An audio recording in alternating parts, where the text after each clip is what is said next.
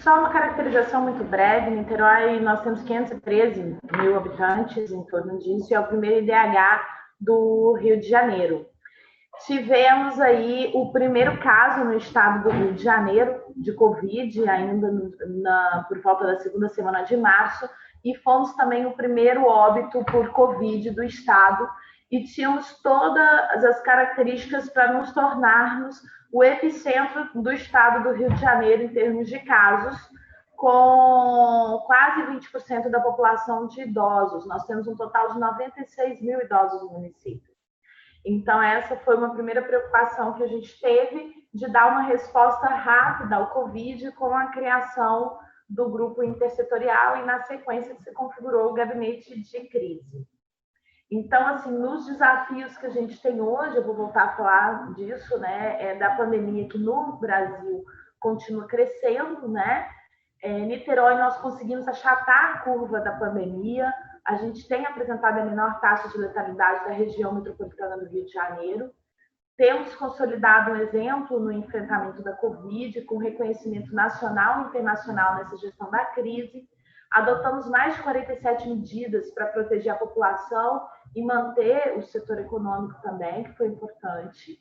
E um dos desafios, né, que a gente tem agora é continuar avançando nas fases do plano de transição, que a gente está para o novo normal, tanto nos aspectos da reorganização dos serviços de saúde, como também do município como um todo, manter a população engajada no enfrentamento à doença, e isso fala muito de um processo de comunicação e educação em saúde, informar com clareza os próximos passos para a população e para todos os agentes, e criar as condições para a retomada das atividades com amparo social às famílias carentes e a própria implantação do plano da retomada econômica.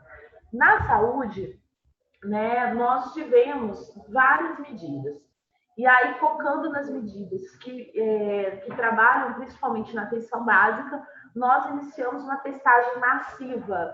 Ainda em abril, até o momento, nós já testamos quase em torno de 77 mil pessoas, 70 mil testes rápidos, 7 mil RT-PCR, o que dá um teste para cada 7 habitantes, ou seja, para a gente a testagem massiva é de fato uma estratégia de rastreamento e contingenciamento. Criamos um protocolo de testagem, selecionamos os testes que iriam ser utilizados com melhor acurácia num grupo intersetorial, com a Universidade Federal Fluminense, com a Fiocruz, com a FRJ, com a USP, que criamos o nosso protocolo, e com participação da atenção básica e da atenção hospitalar. Então, no momento inicial, nós testávamos apenas os sintomáticos, hoje nós já testamos até 5 contatos dos sintomáticos, inclusive assintomáticos, né? A nossa estratégia de testagem, ela está dentro do médico de família, dentro da atenção básica, nas policlínicas e no drive-thru para pegar a população que não é cadastrada ainda no médico de família. Fomos a primeira cidade a sanitizar as ruas e as comunidades, então todas as comunidades carentes elas foram sanitizadas, assim como as unidades básicas e as policlínicas e as unidades hospitalares. Implantamos o centro de quarentena para as pessoas que tinham dificuldade de realizar esse isolamento domiciliar. Então, no PMF, as pessoas que eram atendidas pelo PMF identificava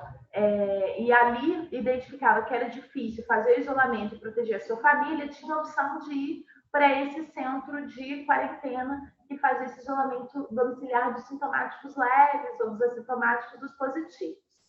Embora tivéssemos toda uma estrutura com educador social, com equipe de saúde, com psicólogos e tal, o centro de quarentena teve pouca adesão, mostrando para a gente que a população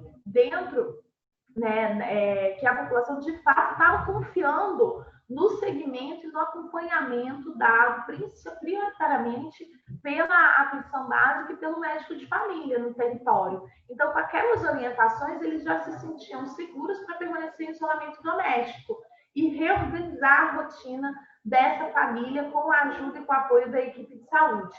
Então, a gente tinha o equipamento de centro de quarentena e a baixa adesão a ele mostrou para a gente que dentro do território a gente conseguia criar uma relação de cuidado, de autocuidado e de proteção, né? A gente fez a entrega de 80 mil kits de higiene para todas as famílias dentro das comunidades carentes. Esses kits de higiene foram entregues ainda no mês de março, abril, ou seja, bem no início da pandemia, pelos agentes comunitários de saúde, que nessa entrega, além de dar o panfleto com todas as orientações de prevenção, cuidado, higienização, né, para evitar essa transmissão da doença, o contágio, eles faziam dali uma atividade da entrega do kit de higiene, uma atividade de orientação, de prevenção de fato, né? Inclusive com orientações de como fazer a higienização dessa casa, como entrar e sair da casa, enfim. Fizemos a distribuição de mais de 1,5 milhão de máscaras, da mesma forma, com a atenção básica distribuindo dentro das comunidades e também com a Secretaria de Ordem Pública, com a Guarda Civil, distribuindo em todos os pontos da cidade. Então, assim, em Niterói a gente tem uma lei de uso de máscara facial, passível até de multa para quem não usa. Então, hoje em dia, a máscara ela é democraticamente usada por toda a cidade. A gente tivemos a possibilidade ainda de ter o arrendamento de hotéis para a população de rua, né? Como que isso funcionou? Foi identificado pelo consultório na rua das pessoas, né, que estavam em situação de rua, as que tinham maior vulnerabilidade referente a essa doença, as que desejavam, e assim elas foram para hotéis que se tornaram abrigos da população de rua, com perfil para essa população, e dessa forma tinha todo um protocolo de cuidado de uso desse espaço, de maneira a garantir que eles mantivesse de alguma forma um vínculo com a rua, mas tivesse uma possibilidade de proteção e de cuidado. Em parceria com a Fiocruz, nós desenvolvemos a pesquisa da presença do SARS-CoV nos esgotos, ou seja, a gente consegue medir a viremia, a presença da viremia a partir dos esgotos. Isso começou a lançar para a gente luz, por exemplo, em pontos escuros, lugares onde a gente percebia que tinha viremia presente e não tinha ainda notificação de casos, ou tinha um aumento da viremia, mas não tinha um aumento da notificação. E aí, a partir da identificação disso, a gente começa a lançar mão de ações de rastreamento e busca ativa desses sintomáticos, a partir também da vigilância epidemiológica e do programa de médico de família. Então, entrava dentro da comunidade a equipe de saúde da família, batendo de porta a porta, buscando quem tinha sintomas, quem tinha tido contato com alguma pessoa positivo ou sintomático, e ali eram encaminhados para testagem e para acompanhamento do médico de família, né? Que aqui a estratégia de saúde da família é o médico de família. Então, dessa forma, a pesquisa da presença da viremia nos esgotos tem sido, a gente tem até um painel de informação para a população, tem sido uma ferramenta muito importante para essa busca ativa e para a gente compreender o território para além das notificações, né? A relação com a universidade, a gente tem a presença da Universidade Federal Fluminense aqui no município e outras instituições, como, por exemplo, a Fiocruz, e ela foi, ao longo desse processo, desde o início até esse momento, cada vez uma relação mais estreita, com maior proximidade, inclusive no território e na gestão da informação e nas tomadas de decisões e no compartilhamento das análises do comportamento da epidemia. E isso foi muito importante e tem sido muito importante para a gente na tomada de decisão. Porque uma coisa é o que a gente observa no território, é o comportamento da pandemia, a análise que a gente faz enquanto gestor, a análise que a equipe técnica faz, e somado a isso tem todo um olhar da universidade, da academia, dos cientistas que corroboram com isso. Então, a gente tem a pesquisa do esgoto que mostra isso, a gente tem um comitê técnico científico que mostra isso. A gente tem os nossos protocolos que foram criados em colaboração com a universidade, que mostram um afinamento como nunca vivenciado dessa relação íntima entre a ciência, né, a academia e o serviço.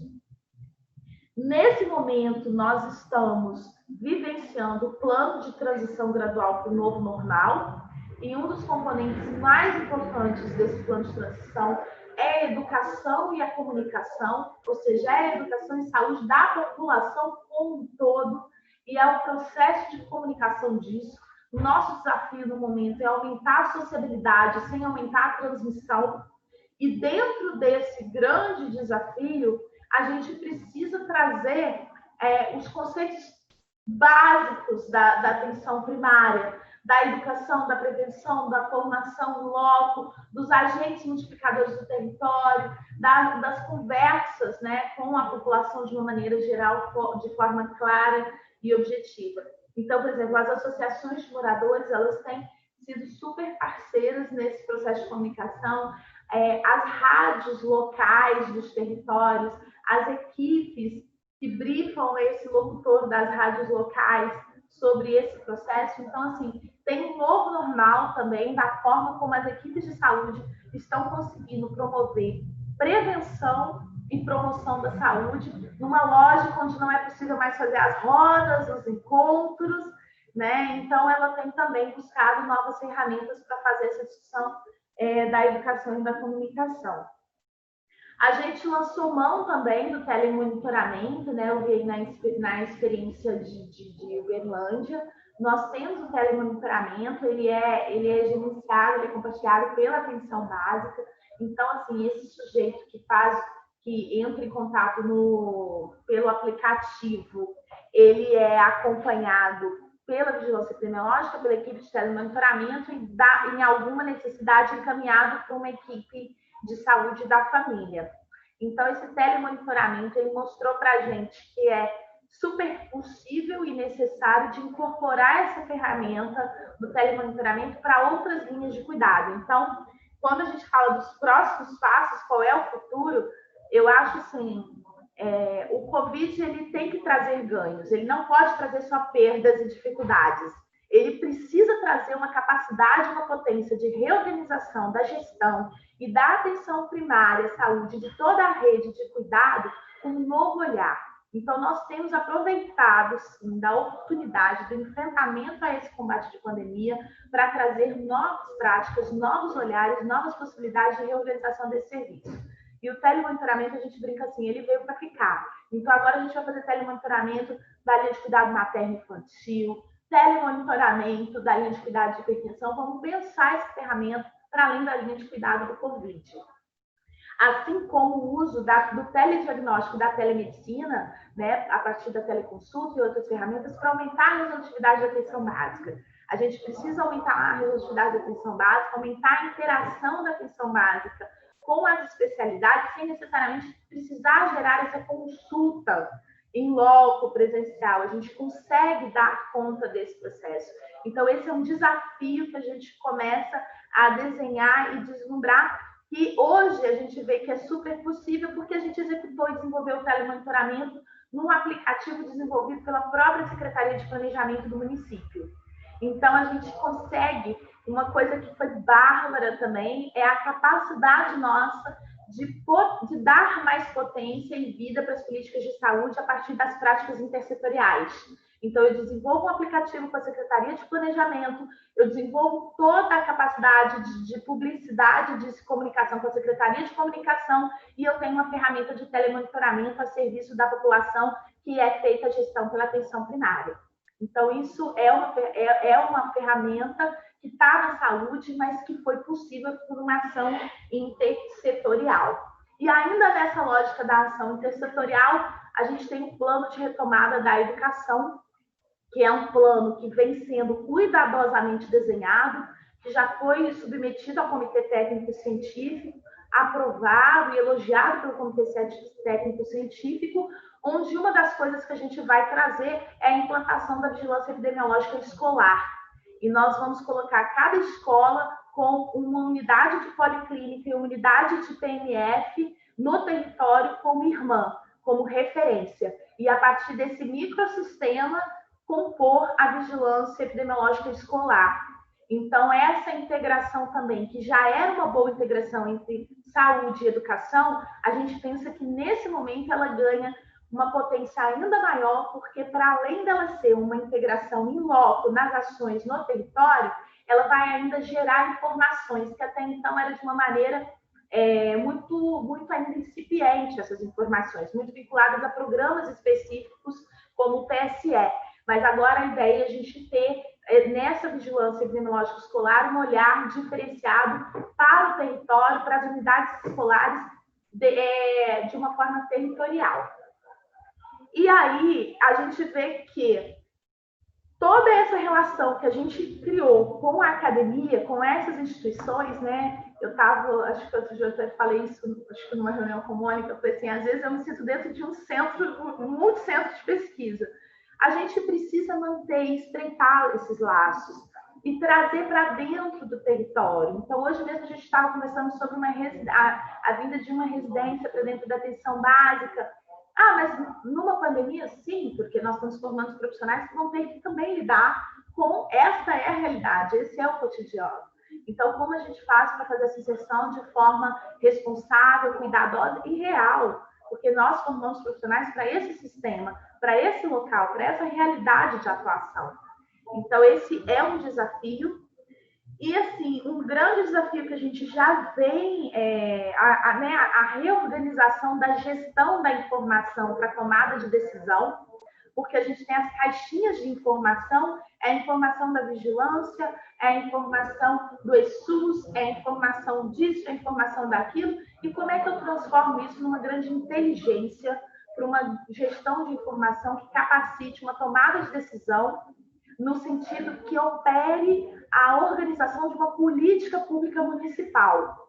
Então, assim, ao pensar essas informações de maneira interligadas para olhar para a política de saúde do município, é um desafio, que eu acho que ele precisa continuar nesse norte.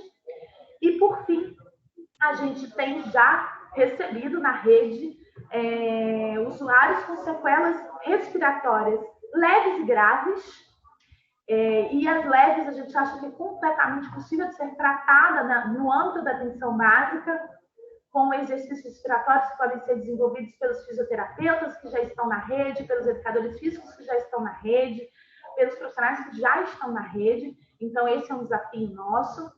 E a questão da saúde mental, de lidar com as sequelas desta pandemia no âmbito da saúde mental, no âmbito da atenção básica. Então, se a gente já tinha um desafio antes, que era trabalhar a saúde mental na atenção básica, historicamente isso é um desafio, agora a gente precisa vencer, porque a gente precisa lidar com essas sequelas da pandemia em termos de saúde mental também no território que está vinculado ao processo de adoecimento, de outros adoecimentos. Então, a gente tem pensado, formamos um grupo aqui intersetorial para discutir essa linha de cuidado pós-Covid. E, na verdade, é o pós-Covid em termos de adoecimento, para aquele usuário que teve a alta do Covid, da sua quarentena, mas que ela precisa ser implantada ainda durante a pandemia. Nós estamos na pandemia, estamos vivenciando esse momento ainda o Covid, mas essa linha de cuidado precisa acontecer porque nós já temos usuários que necessitam dela. Então, assim, rapidamente falando, eu acho que esse é um recorte que a gente faria de todas as ações que foram desenvolvidas aqui, que tem maior relação com a atenção básica, entendendo que essa relação com a atenção básica ela não é uma relação apenas setorial ou territorial, ela precisa ser uma ação de gestão. A atenção básica precisa estar na pauta do gestor quando ele vai reunir com o diretor médico do hospital. A atenção básica precisa estar na cabeça do gestor quando ele vai discutir o orçamento, quando ele vai discutir as linhas de cuidado, porque para ela ter o lugar de coordenador e ordenadora, ela precisa estar presente em todas as discussões. Então, ainda ontem eu falava assim, é muito difícil fazer um recorte especificamente na atenção primária, porque ela está tão dentro de todo o meu discurso que para onde eu vou, eu estou falando de atenção primária. Então, assim, falar disso especificamente é um exercício de deslocamento mas, por outro lado, o gestor precisa também estar imbuído dela para conseguir fortalecer. E precisamos fortalecer essa atenção primária e usar desse momento, dessa crise, dessa necessidade de reorganização da pandemia para fortalecer ainda mais as linhas de cuidado que a gente sempre teve alguma defasagem natural aí de estar trabalhando nos territórios. Por fim, eu não posso deixar aqui de agradecer, né, a vocês a oportunidade de estar aqui fazendo essa conversa, né, a Organização Pan-Americana, a todos que aqui estão, e também, fundamentalmente, aos profissionais de saúde daqui do município de Niterói, que vêm bravamente aí no combate à pandemia, topando aí todos os desafios que são colocados, né, por esse enfrentamento que a gente vem vivenciando, e aí liderados pelo nosso secretário de Saúde, o Dr. Rodrigo Oliveira. Muito obrigada.